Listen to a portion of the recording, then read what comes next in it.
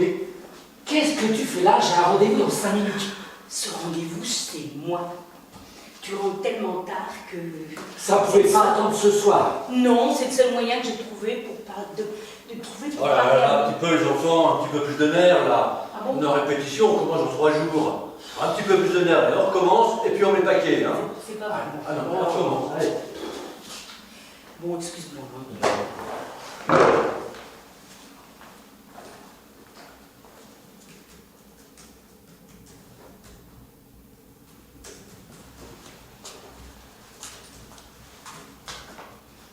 Surprise! Toi, mais qu'est-ce que tu fais là? J'ai un rendez-vous dans 5 minutes. Eh ben, ce rendez-vous, c'est moi. Ça peut pas attendre ce soir. Non, c'est le seul moyen que j'ai trouvé pour parler à mon commandeur chéri. Et puis tu rentres tellement tard que les enfants vont même plus savoir à quoi tu ressembles. Heureusement qu'il y a la webcam pour dire coucou papa. Quand t'exagères, toi, carrément. Dis donc, c'est que je connaissais pas ton nouveau bureau.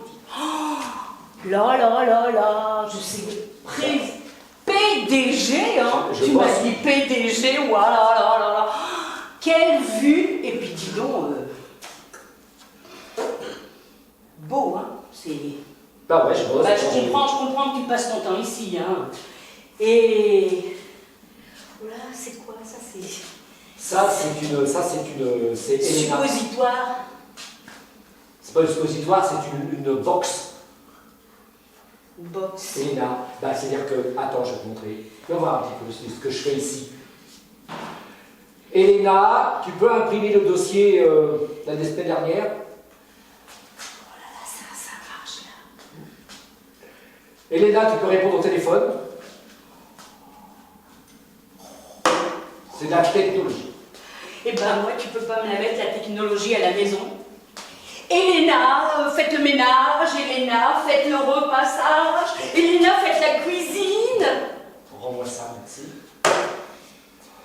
Bon, sérieusement, j'étais venue parce que, une chose très importante, je ne trouve plus les albums photos. Depuis qu'on a déménagé, impossible de mettre la main dessus.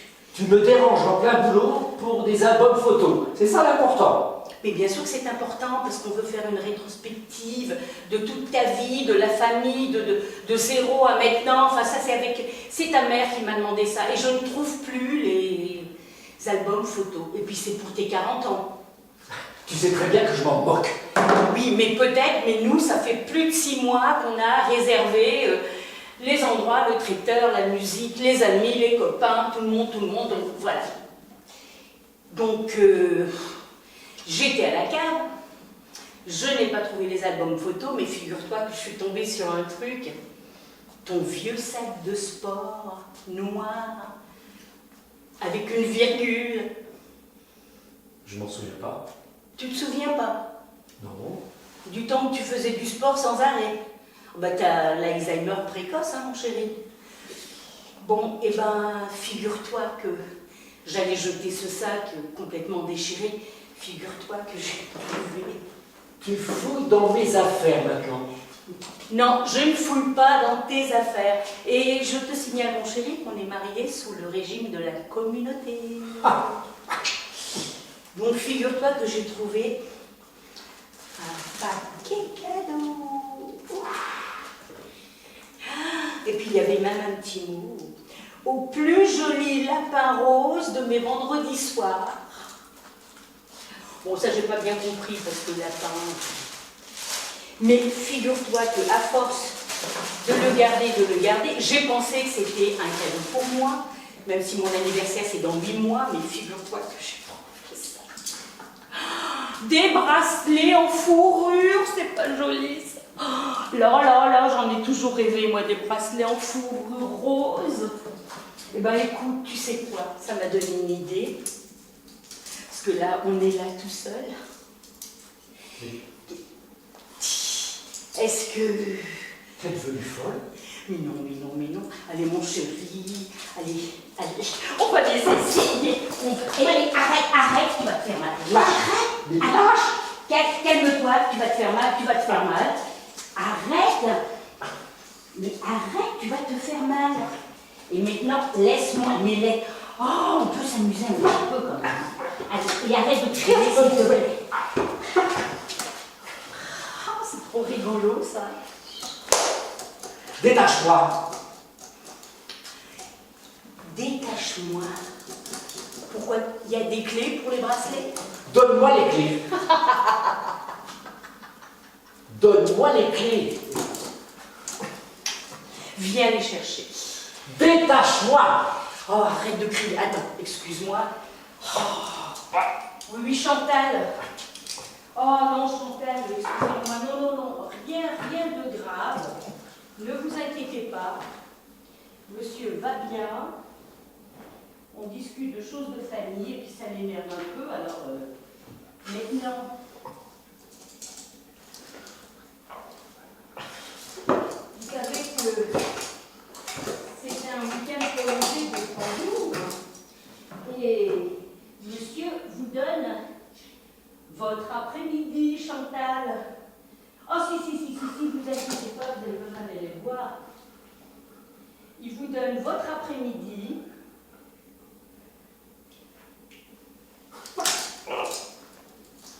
Et surtout, profitez bien de votre week-end prolongé, Chantal.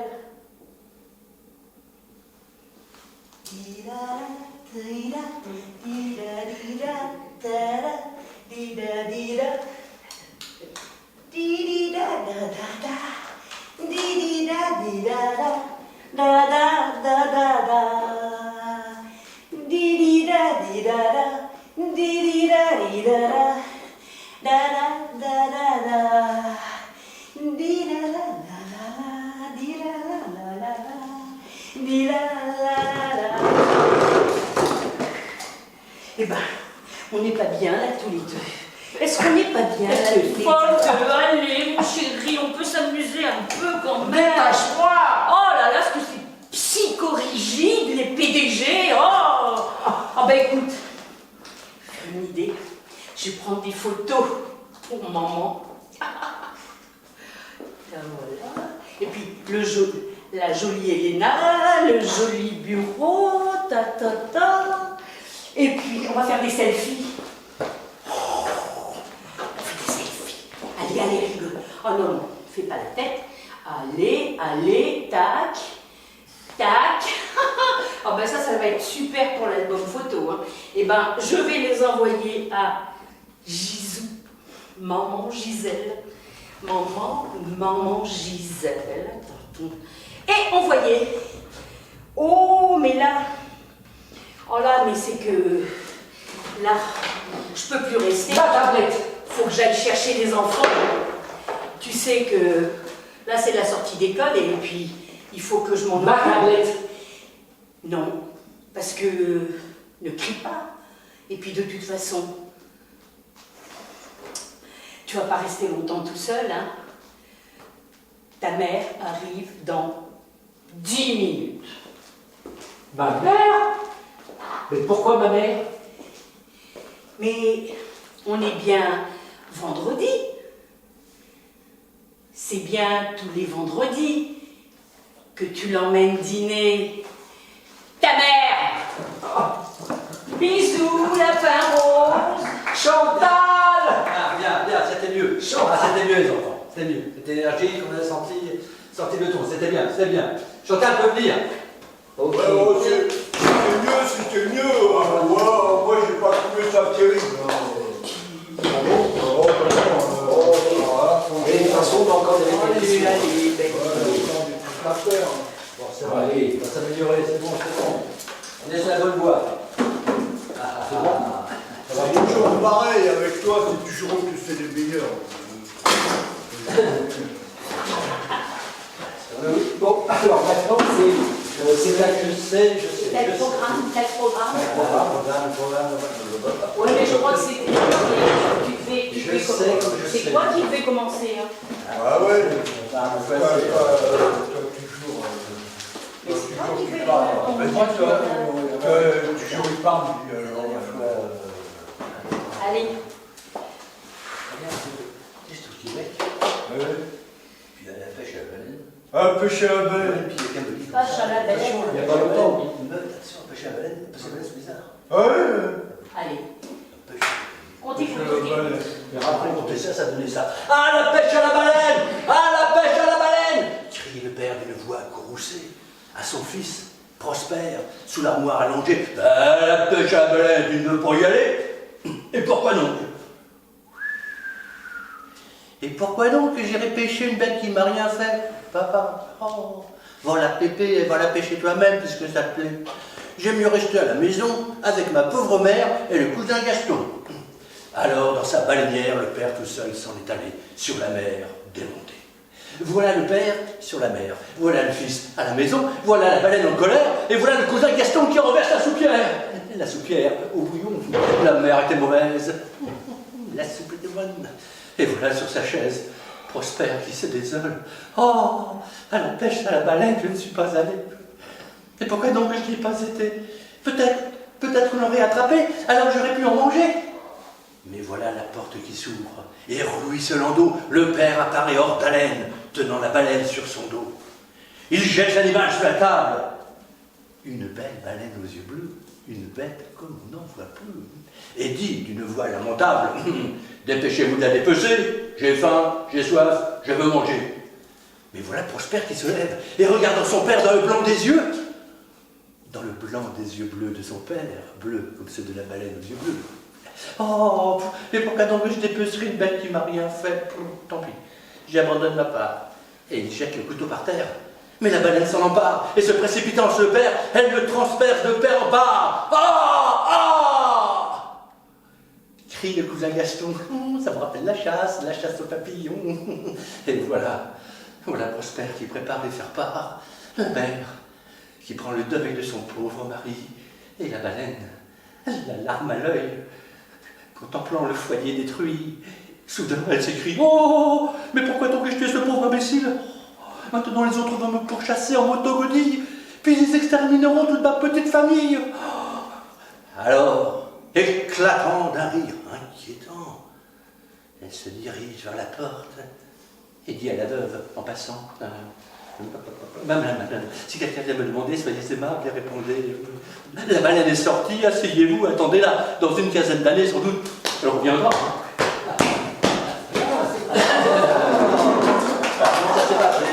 C'est ce qu'on m'a raconté. Pas mal, c'est bien. Imagé, c'est sympa. Oui, c'est imagé, oui. Je sais, pas je sais. Je suis même. C'est ok, pas oui. Ah, ben voilà. Encore? Je suis comme je suis faite comme ça. Que voulez-vous de plus, que voulez-vous de moi? Quand j'ai envie de rire, mais oui, je ris aux éclats, et puis après, qu'est-ce que ça peut vous faire? Je suis comme je suis faite comme ça. Oui. Est-ce ma faute à moi, si ce n'est pas le même que j'aime chaque fois? Je suis comme je suis faite comme ça. Mes talons sont trop hauts, ma taille trop cambrée, mes seins beaucoup trop durs et mes yeux trop cernés. Et puis après, qu'est-ce que ça peut vous faire? Je suis là pour vous plaire et n'y peut rien changer. Je suis comme je suis faite comme ça. Comment? Si j'ai aimé un homme, oui, j'ai aimé un homme comme seuls les enfants savent aimer. Mais pourquoi ce questionnement? Je suis là pour vous plaire, il n'y peut rien changer. Je suis comme je suis faite comme ça.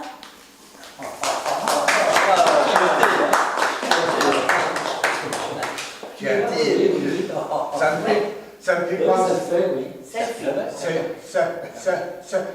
Ça me fait penser que moi aussi je vais jouer. Oh, bah, Bon, d'accord. je vais te faire le maître et le renard Ah. de Monsieur du Corbeau. D'accord.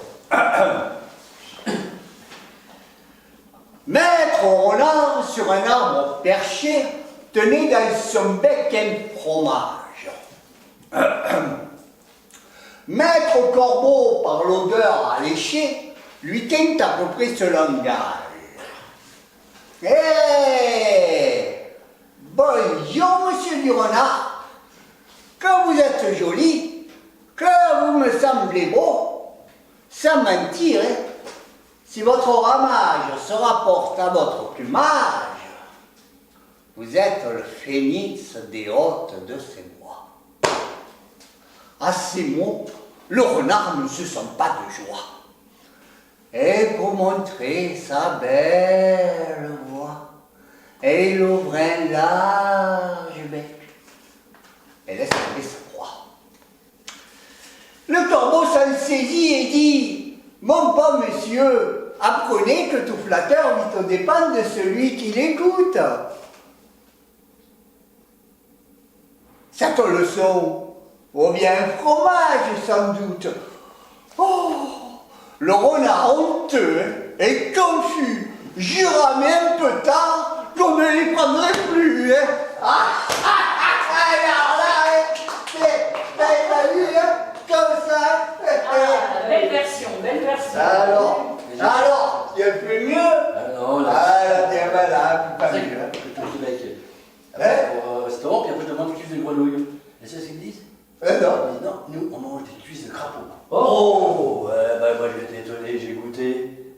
Eh ben c'est pas mauvais. Ah oui. Pas mauvais. Bon Dieu. Que savons-nous? Qui donc connaît le fond des choses? Le couchant rayonnait dans les nuages roses. C'était à la fin d'un jour d'orage, et l'Occident changeait l'ondée en flammes, en son brasier ardent. Près d'une ornière, au bord d'une flaque de pluie, un crapaud regardait le ciel. Bête éblouie, grave, il songeait. L'horreur contemplait la splendeur. Pourquoi la souffrance et pourquoi la laideur? L'eau miroitait, mêlée dans l'herbe, dans l'ornière. Le soir se déployait ainsi qu'une bannière. L'oiseau baissait la voix dans le jour affaibli. Tout s'apaisait dans l'air, dans l'onde. Et plein d'oubli, le crapaud, sans effroi, sans honte, sans colère, doux, regardait la grande auréole solaire. Un homme qui passait vit la hideuse bête, et frémissant lui mit son talon sur la tête. C'était un prêtre ayant un livre qu'il lisait. Puis une femme, une fleur au corset, vint lui creva l'œil du bout de son ombrelle. Et le prêtre était vieux, et la femme était belle. Vinrent 4 écoliers, sereins comme le ciel. J'étais enfant, j'étais petit, j'étais cruel. Tout homme sur la terre où l'âme est asservie peut commencer ainsi le récit de sa vie. On a le jeu, l'ivresse, l'aube dans les yeux, on a sa mère, on est des écoliers joyeux, que faire? Sinon de torturer quelque être malheureux. Le crapaud se sauvait au fond du chemin creux. C'était l'heure où dans les champs, les profondeurs s'azurent. Fauve, il cherchait la nuit. Les enfants l'aperçurent et crièrent « Oh, tuons ce vilain animal, et puisqu'il est bien laid, faisons-lui bien du mal !» Et chacun d'eux riant, l'enfant rit quand il tue. Se mit à le piquer d'une branche pointue, élargissant les trous de l'œil crevé, blessant les blessures. Ravi, applaudi du passant, car les passants riaient. Et l'ombre sépulcrale couvrait ce noir martyr qui n'a même pas un rôle. Et le sang affreux a de toutes parts coulé sur ce pauvre être, ayant pour crime d'être laid. Il fuyait, il avait une patte arrachée. Un enfant le frappait de sa pelle ébréchée. Oh, son front saignait, son œil pendait. Dans le genêt et la ronce effroyable à voir, il cheminait. On eût dit qu'il sortait de quelque affreuse serre. Oh, la sombre action empirait la misère. Il put leur échapper glissant le long des haies. L'ornière était béante, il y traîna ses plaies, lavant la cruauté de l'homme en cette boue. Et les enfants, avec le printemps sur les joues, blonds, charmants, ne s'étaient jamais tant divertis. Tous parlaient à la fois. Les grands et petits criaient « Viens voir Pierre, viens voir Michel, venez voir, viens voir Pierre. On va pour l'achever, prendre une grosse pierre. »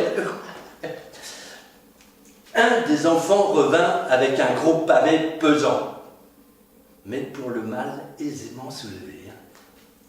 Vous allez voir comment ça va faire. Or, à ce même instant, juste à ce point du jour, le hasard menait un chariot très lourd, tiré par un vieux âne, maigre, éclopé et sourd.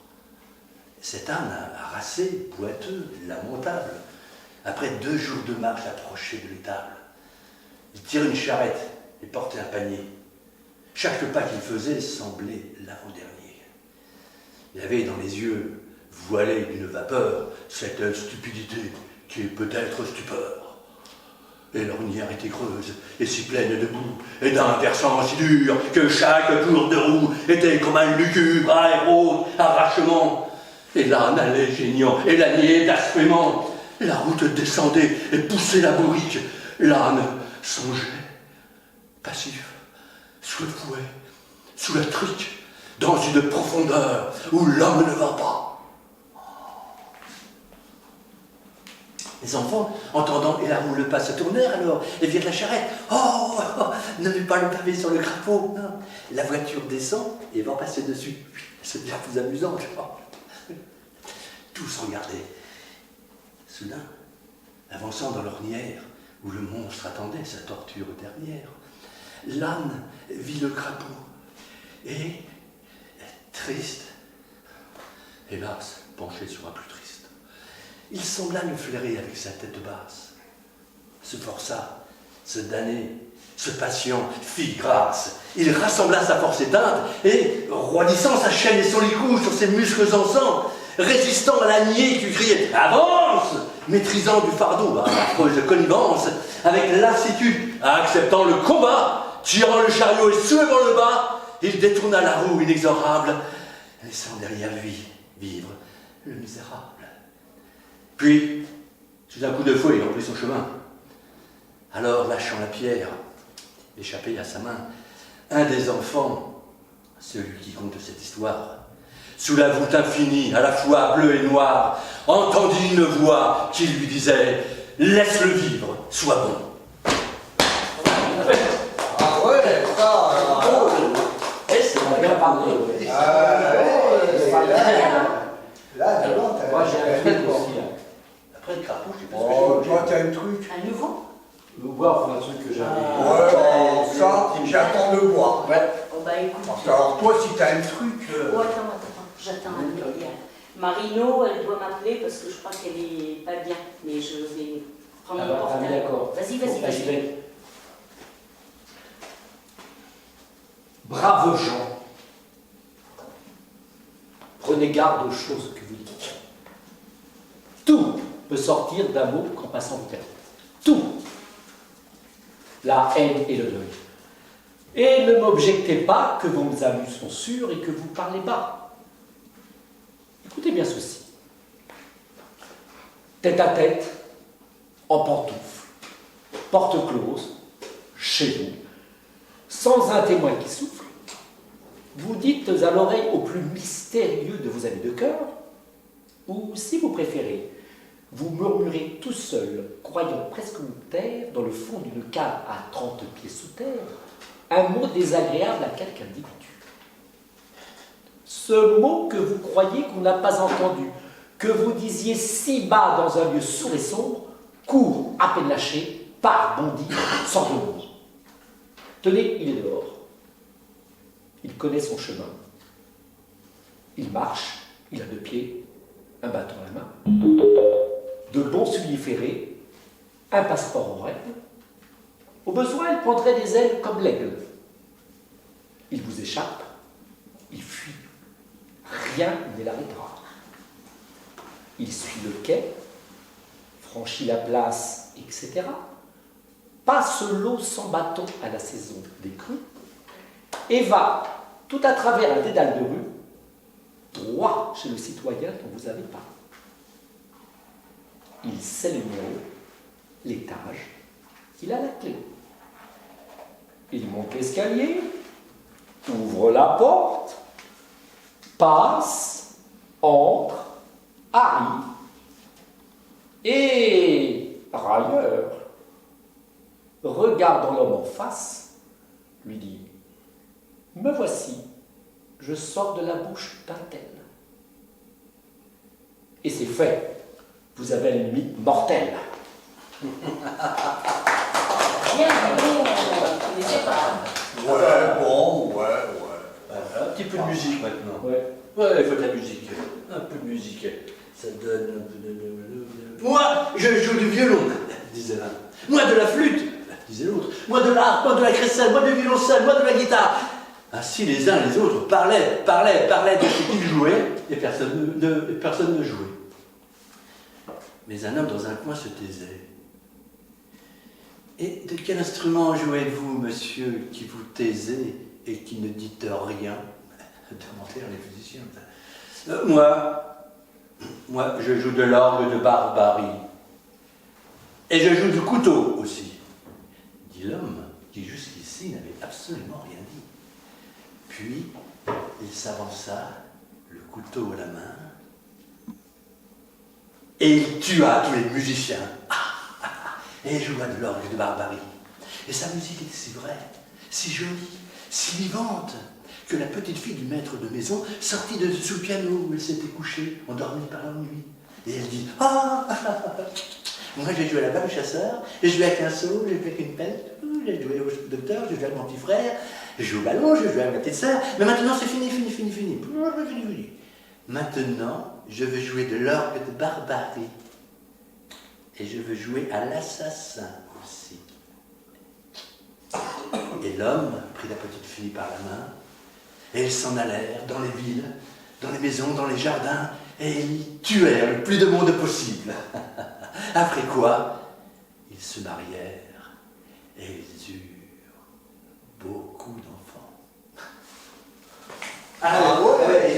Ils eurent beaucoup d'enfants, oui, mais le premier a pris le violon, le deuxième le banjo, le troisième les crécelles, le quatrième les guitares, et se mirent à parler. On n'entendit plus la musique, et tout fut à recommencer. C'est bien, c'est bien amusant. C'est bien amusant. Les gens ne comprennent pas. C'est pas Molière qui aurait fait ça. Ah, Non, c'est vrai. On devait pas faire un hommage à Molière. Eh ouais, Molière, 400 ans. 400 ans. 400 ans de Molière. Alors là, Qui c'est qui va faire? je vous l'appelle derrière l'horizon. Qui c'est qui le... Ah, c'est toi qui as été choisi. Ah, mais maintenant. qui est Molière. le casting. Bon. Oh voilà! Oh voilà! Ah l'assassin! Oh meurtrier! On m'a dérobé mon argent. Mais qui est-ce? Où est-il? Que se cache-t-il? Que ferais-je pour le trouver? Ou courir? Ou ne pas courir? Ah mais c'est le point là.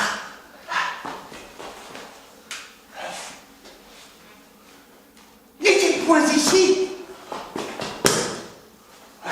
Ah! Qui est? Arrête! Rends-moi mon argent, coquin! Oh! C'est moi. Oh. Mon esprit est troublé.